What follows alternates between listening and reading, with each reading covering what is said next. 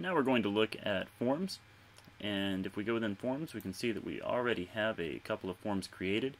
We're going to create a new one just for the purpose of showing how this functions, and so we will call this new form, and a description can be added. It doesn't need to be, but you can add a description right there. Create the form, go within here. It has instructions for how to do it already within this at anytime you create a new form, and so for the most part it's pretty simple to do. I think you'll be able to figure this out for the most part on your own through a little bit of experimenting, but we're going to go through some of the basics. If you go down here to advanced fields, then you can get a lot of your commonly needed pieces of information, and we can click on name, and we will do an email address, and then we'll say that they need to be making a selection from a drop-down menu, and then an area for them to write anything else they want. And that covers enough of the basics that it should be able to help you understand what we're doing. Within this name section, then we can choose which parts we want, and we can make it so that we have a middle name required as well, suffix, first name, last name, whatever we want to have on there. If we want to make this a required field to be filled out, then we can click on required, and that's what we're going to do in this case. Under appearance here, then we can put a placeholder, and a placeholder will show up there as what is there until they start to type something else. And so we can type in, not on that one, my name, last name. We can have those be in that spot already to begin with, so they have an idea of what they're supposed to be entering into that spot if we so choose. You can create a different label here for the admin in case this is not really what you want to call it on the back end of things, and you could have default values that are filled out. This one here just makes it so that it's a placeholder. It's not actually a part of the field. With a default value, then you can make it so that it actually said John there, and that was actually the entry that would be there if they did nothing else, and that's probably not what we want to do. You can make it so that this field is visible to everyone or visible to you. For most everything you're going to be doing, you want it to be visible for everyone. To have the field be populated dynamically means it comes from some other source on a previous page or something of that nature, not something that you really need to worry about for most of what you'll be doing.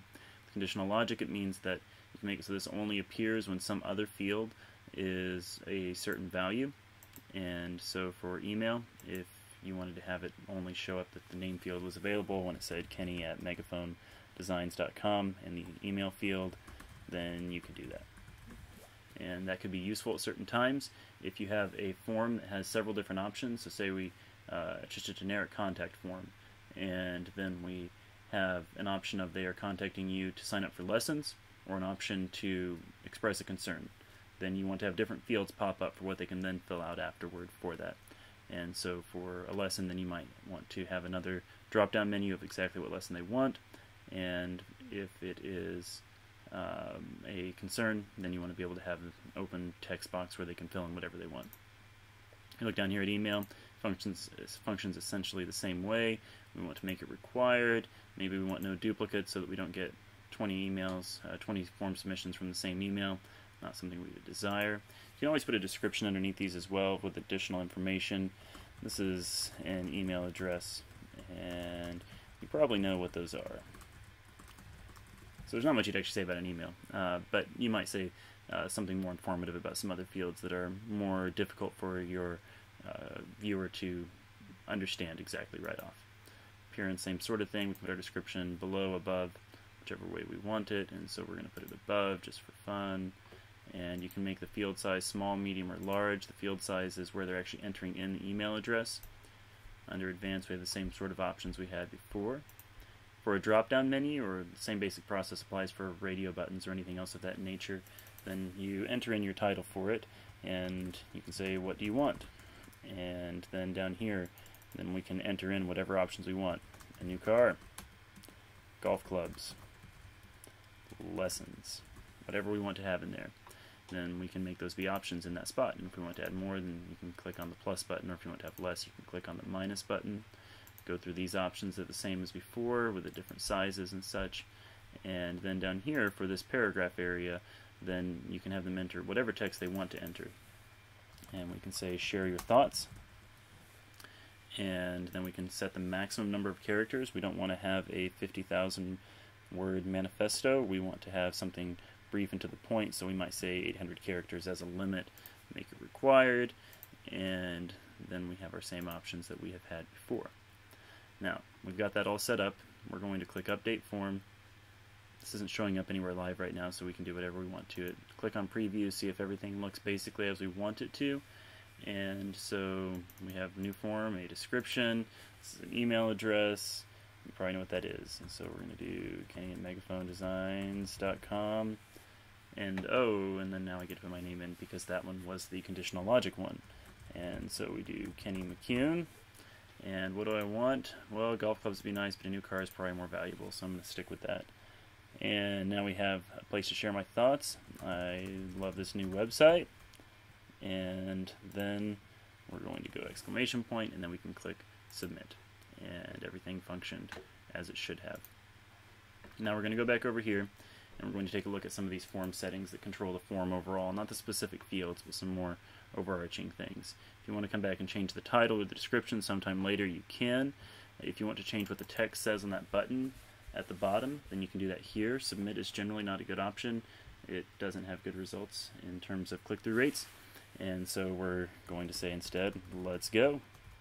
And you can make it if you want to, so that it's something other than text. You can make it an image. You can make it so that it's only there once people have filled out everything else or filled out some certain field. And we could limit the number of entries to this. If you want to make it so that only 10 people can sign up for something, you could limit those entries. And we want to always have anti-spam honeypot enabled. It won't show up to anybody who's viewing your site except for spam bot type things. And then, so you don't want them to be submitting forms to you probably. So you enable that, update, everything's good.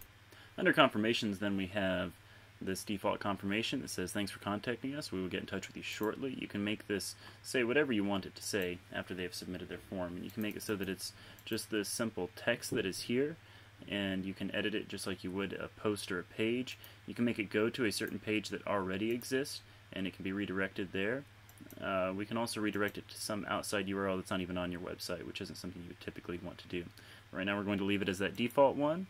Go to notifications, and then we will see that we have an admin notification already set up here. And it's set up by default to notify you through the admin email set up through this website, which is your email address, which I can't recall at the moment. But it should go to yours automatically. But you can make it so that it can go to any other email address. And you could also make it so that something from within the form indicates where it will be sent. Or you could make it so that if it is, if what they want is a new car, it goes to one email address. And if what they want is golf clubs, it can go to a different email address. And you can enter those in here directly.